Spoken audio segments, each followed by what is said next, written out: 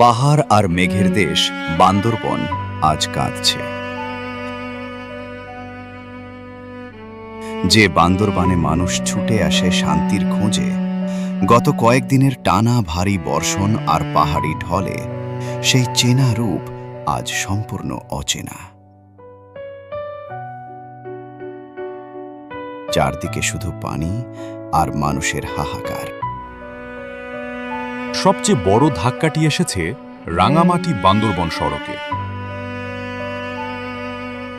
চট্টগ্রামের রাঙ্গুনিয়ার দুধপুকুরিয়া এলাকায় একটি গুরুত্বপূর্ণ সেতু পানির তোড়ে ধসে পড়েছে। ফলে বান্দরবনের সাথে রাঙামাটির সরাসরি সড়ক যোগাযোগ এখন সম্পূর্ণ বিচ্ছিন্ন।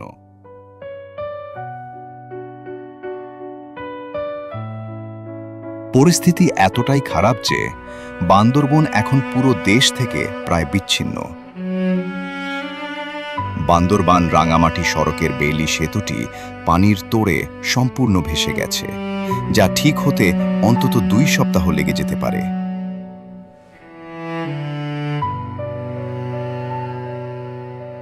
চট্টগ্রামের সাতকানিয়ার বাজালিয়া এলাকায় প্রধান সড়ক তলিয়ে যাওয়ায় ঢাকা, চট্টগ্রাম ও কক্সবাজারের সাথেও বান্দরবনের দূরপাল্লার বাস চলাচল 3 দিন ধরে বন্ধ।